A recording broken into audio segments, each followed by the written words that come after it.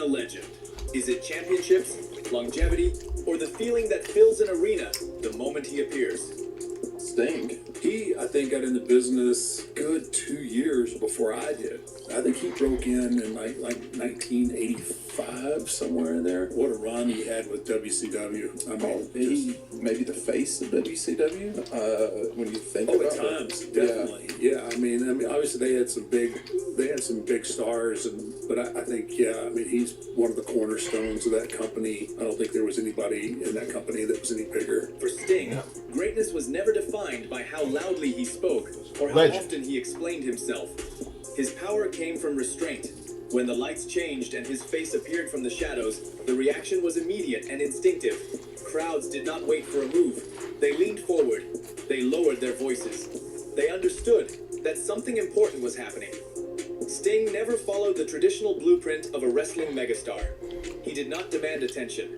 He did not dominate through words. And yet, for decades, his presence carried a weight that could not be measured by titles alone. In an industry built on noise, he learned how to control silence. When you thought about the WCW, you thought about Sting first. Hugely important to their success. Sting and Ultimate Warrior, Jim Hellwig and Steve Borden, drove cross country and arrived at my house on Thanksgiving Day. I'll never forget Shaq literally looking down. I was on the second floor, but looking down as them walking up the sidewalk. Two of the biggest. I'm a junior in high school, skinny little basketball player, but they were two of the biggest guys that I'd ever put eyes on, and I was just. I remember I seen a picture. This is before they were Sting and Warrior. They were huge. They said Sting was almost 270, and Warrior was 280. I remember seeing that. They were huge. Holy! For years, one belief felt unbreakable. Sting would never step into a WWE ring. Not because he lacked value, but because his identity belonged to a different world, a different war, a different code of loyalty. 50 years that I've been in the business to be respected as one of the 10 best of all time. I put he and Steamboat on the same level as being two guys that are almost too nice to have been in our business. If you were to make a Mount Rushmore of WCW, you would likely pick such wrestlers as Ric Flair, Hollywood Hogan, or even Goldberg. But perhaps sitting above all of them would be Sting. He's a legend in every sense of the word, one of the biggest stars in wrestling history, and has had, without a doubt, WCW one original. of the most fascinating runs the business has ever seen. Sting's greatest weapon was never speed, strength, or technical brilliance. It was control. More specifically, control of attention. In a business where everyone fought to be heard, he chose to disappear into stillness. And paradoxically, that made him impossible to ignore. I mean, he's one of those kind of guys that when I first started was very cool and had a great locker room leadership role. Early on in his career, he was a role model for his colleagues. Let me just tell you something right now. Now tell him straight. Okay, Sting is one heck of a guy, and I think that a lot of people could use him as a role model. Did you hear that, Sting? Yeah. And then, one night, that Lex certainty Luger. vanished. There was no long speech, no explanation, only a familiar figure standing in a place many believed he would never stand. That moment did not rewrite history. It forced... He said that he should have never went up there. That was sickening. That was, whoo, boy. That was sickening. That was sickening. I'm going to keep saying it. That was sickening. people to rethink it. Well, let me say right now, it's not Kevin Nash, because it's not Tom. It's Sting.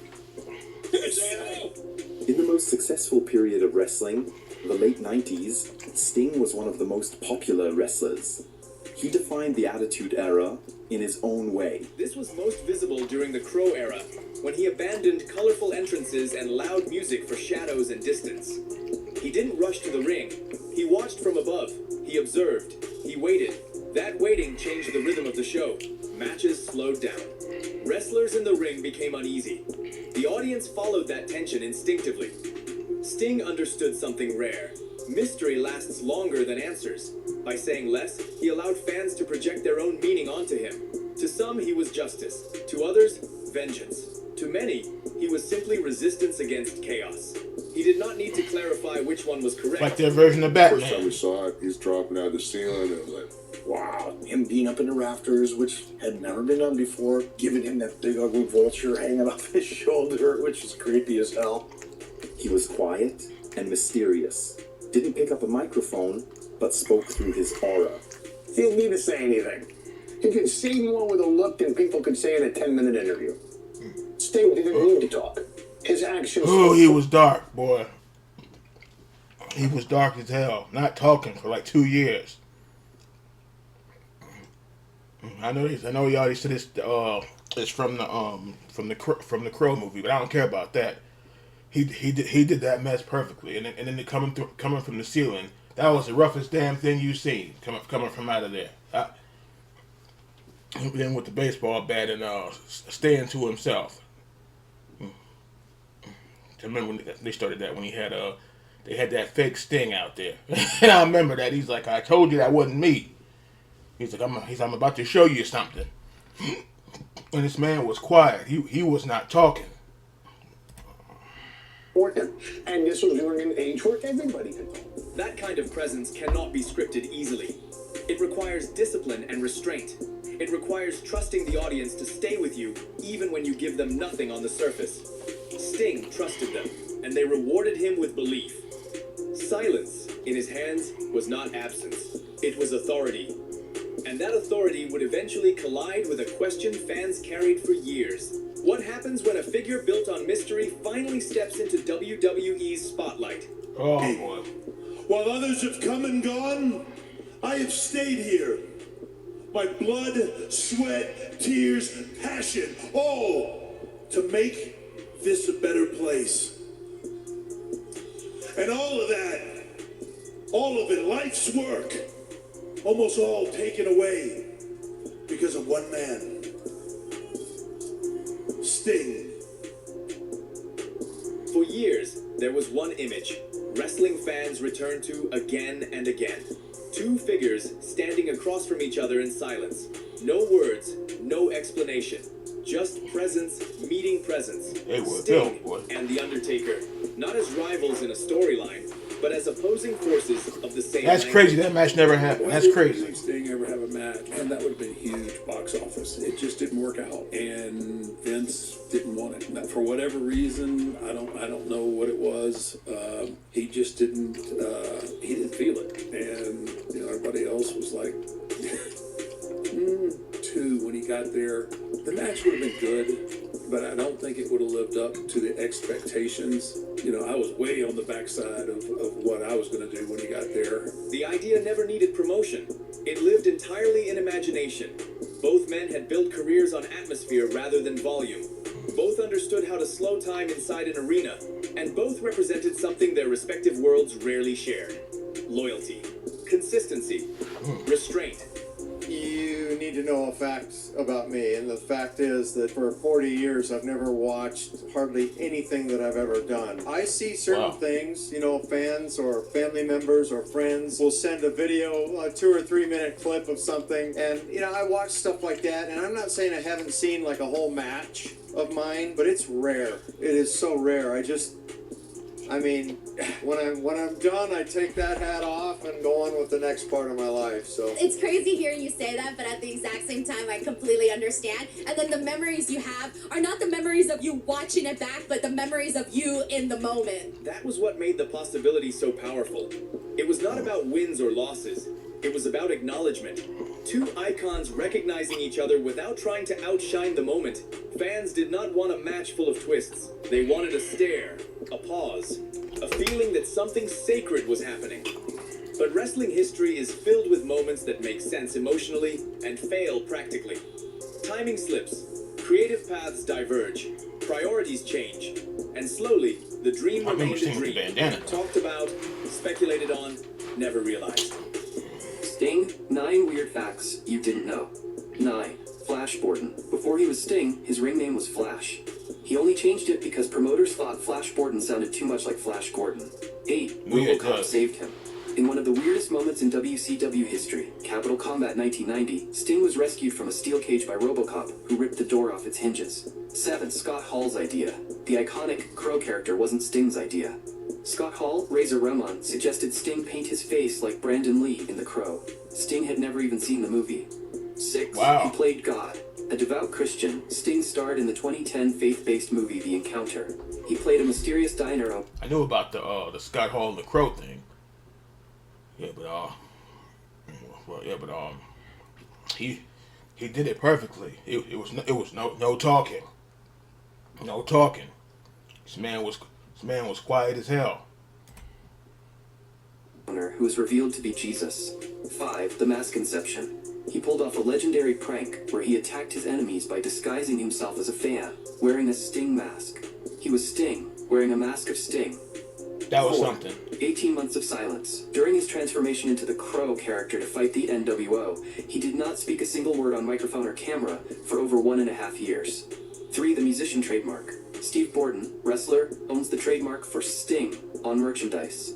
Gordon Sumner, musician Sting, famously pays a nominal fee to use the name, as the wrestler owned the rights first. Number 2, The Rock. Fear. He refused to sign with WWE for 14 years after... I thought about that. Because there's the singer called Sting, so I'm surprised nobody never said anything about it. Like, hey, wait a minute. That was something.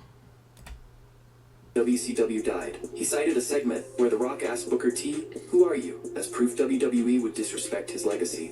1. The Missing Match. He is the only major WCW icon to join WWE and never wrestle The Undertaker. Despite both being employed at the same time in 2015, Vince McMahon never booked the Dream Match. Sting understood this better than most. He knew that some ideas gain strength precisely because they never happen. By staying untouched, they avoid disappointment. They remain pure, untested, untarnished. When Sting finally arrived in WWE, the question resurfaced immediately. Not out loud, but in the air. People felt it. They waited for it. And when it became clear that the moment would never come, the disappointment was quiet rather than angry. Because deep down, fans sensed the truth. Some stories are powerful because they exist only once. In imagination. And with that realization, attention shifted to what Sting would actually do next. Not what he represented in theory, but what he could still create in reality. That reality waited on wrestling's biggest stage. It's very important for each company to have an exclusive star like The Undertaker in WWE and Sting in WCW because those guys are the leaders. Everybody revolves around them. When Sting finally stepped onto the WrestleMania stage, it was not framed as a debut. It was framed as a reckoning. Not between two men, but between two philosophies. What followed felt less like a match and more like a statement written in symbols. With some fierce kind of attitude coming from me, the Stinger. Steve Borden calls himself a California guy. He grew up in Santa Clarita. He didn't care about wrestling as a child, but he always wanted to be like the muscular men he saw on TV. Bodybuilding became his passion, and he started taking Everything in that ring meant something. The baseball bat was not a weapon, it was defiance. The sledgehammer was not just steel, it was authority. When the old factions emerged, it was not nostalgia for nostalgia's sake. It was a visual reminder of where Sting came from and what he had chosen to represent all those years. The crowd understood this instinctively. The reaction was not built on anticipation of a winner. It was built on recognition. People were watching history acknowledge itself. For a brief moment, the industry stopped pretending eras were separate. Past and present stood in the same frame. Then came the ending. He said, "Dad, what would you think if I said I wanted to become a professional wrestler?" And I said, "Get a haircut and a job."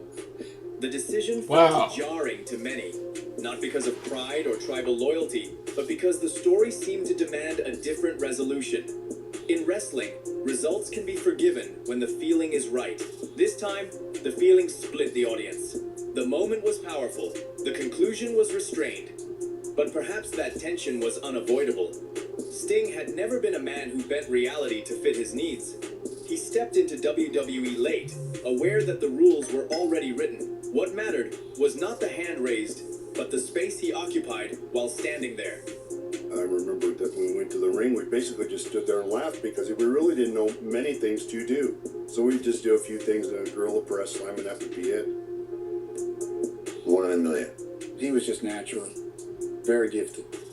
Sting's breakthrough came in a match against one of the biggest stars, the Nature Boy Ric Flair. As the match Oh, ended, sick. Clash of the something Champions, happened. 88. The disappointment softened. What remained was gratitude. WrestleMania had not rewritten Sting's legacy. It had acknowledged it. And sometimes, acknowledgement is the highest form of respect. Still, the body keeps its own record. And not long after the lights dimmed, Sting would be reminded that time always collects its debt. The early Sting, the face painted, blonde-haired flat top. I just saw this energetic, superhero-looking character kicking people's ass. Unbelievable amount of charisma. Tremendous look. The girls loved him. For most of his career, Sting trusted his body without questioning it. Pain was part of the job. Fatigue Why are they was showing something this he worked dude through. here? That mindset had This is carried about him Sting across now. decades, through different eras, styles, and expectations. But there comes a moment when experience is no longer enough to protect you. Sting was WCW. They had some big stars, Yep. and he's one of the cornerstones. I don't think there was anybody in that company that was any bigger. I just think Sting has a certain chemical, that he radiates out to people. The night his neck failed him did not begin with fear. It began with confidence. Sting felt ready. The match flowed as planned. The crowd was with him. And then, in a single impact, everything changed. Sensation vanished. Control disappeared. His body stopped responding the way it always had. What followed was not panic, but instinct. Old school instinct. Finish the match. Get through it. Do the job. That reflex had been drilled into him long before safety protocols became common language. Wrestling taught him that responsibility came before self-preservation. I think the hardest thing in this industry was always to be that pure good guy. The guy that is spit in the face and wipes it off, gets smacked and turns the other cheek. The fans became smartened up, and the fans started becoming rougher on the good guys. A lot of us reinvented ourselves and rolled with the shift, and Sting was one of them. Colleagues describe Sting as very smart. Inside the ring, time stretched. Every movement required negotiation. Every breath carried calculation. He tested his legs. What about putting that as a He picture? listened to his body That would have while been something. refusing to abandon the moment. To the Get that audience, back. the match continued. Refusing to abandon the moment. Wait a minute. Hold on. Breath carried calculation. Now imagine that right there. Oh, how about that? We know that's now that's I don't even think the AI was around then, but that's what do they call it? It wasn't AI back then. Photoshop. That's what it was called. Yeah. Imagine that right there. That happened. Because if I showed that some of my buddies, they would be believing that mess. They were like, when the hell did that happen? They would jump up and everything. I'm like, no, that's a fake picture. Sit down. That ain't happening. It never happened. He tested his legs. He waited. He listened to his body while refusing to abandon the moment. To the audience, the match continued. Beneath the surface, He didn't even need no something belt. far He's more already the serious man. was He unfolding. didn't need no belt up there. When he finally stepped through the curtain, the adrenaline faded. Reality took its place. Doctors confirmed what he already suspected. He had come dangerously close to losing far more than a match. He wanted to change and grow. Nothing's for sure. And I thought that was actually a pretty brilliant twist of his character. Sting was suddenly fighting a silent battle. He no longer spoke a word. Instead of holding promos, he suddenly appeared in the rafters of the arena. That moment forced a reckoning Sting could no longer delay. Not about pride, not about relevance, but about limits. His body had carried him long enough. It had given him every warning possible. This one could not be ignored. For a man who had mastered silence, the message was clear without words. It was time to stop asking how much more he could give, and start deciding how he wanted to be remembered. Wrestling is a passionate thing. You got to be passionate to be in it, especially for as long as you've been doing it. And people always say, well, they can walk away. They retire. They're done. And I mean, at some point you have to. But like the roar of the crowds, the energy that you're around, are you going to miss that? And how will you fulfill that? Anyone who would say that they would not miss that is a liar. So of course I'll miss that, but I'm never going to come back to wrestle again. I know that. And so for everybody that still wants to take her Sting, that's not going to Oh, you happen. can forget about that. WrestleMania Now. You can 45, forget anything of that. nature. No. You can forget that. Retirement did not arrive for Sting at Yeah, that's not. That's not happening. It should have happened, but it's not happening. So, I'm trying to think what could be close to Sting versus the Taker. I don't know if it would have been a main event. But we never got. I don't think we never got Lex Luger and Triple H. Because they were both perfect as the bad guy. So I never forget when Luger turned on Goldberg. Boy was telling me about this. He said that house got hot. He said it got hot as hell in that house. He was pissed off with Luger. I'll never forget that. as a dramatic collapse, it arrived as clarity. After everything his body had endured, he understood that walking away was not surrender, it was control. And control had always defined him more than any championship ever could. Yeah, that's what I was gonna say. Sting retired for like, what was that, 2 or 3 years. Then went to AEW.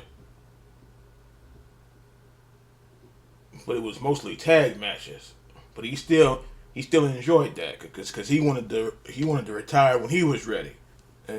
So I was surprised he went back because he never had back or neck he never had back and neck surgery, back surgery, nothing. He just took a couple years off. Never chased the perfect farewell crafted by someone else. He waited for the right conditions, the right tone, the right respect. When he returned to the ring later in his career, it was not to prove endurance, but to pass something on. Experience, discipline, a way of carrying yourself when the spotlight fades. His final chapter was not built on domination. It was built on trust. Tag matches, protection, timing. Every appearance felt deliberate, every risk calculated. The goal was no longer to steal the moment, but to elevate it for others. When the last bell finally rang, there was no confusion about what people had witnessed. This was not a legend refusing to let go. It was a professional choosing how the story would end. On his terms, with dignity and he wanted to leave when he was ready. Sting's legacy was never about being the loudest voice in the room. It was about presence, about restraint, about understanding that mystery can last longer than explanation. In an industry obsessed with visibility, he proved that absence can be just as powerful. Long after the lights go out, that feeling remains. The pause before the reaction, the hush before recognition. That is what makes a man a legend.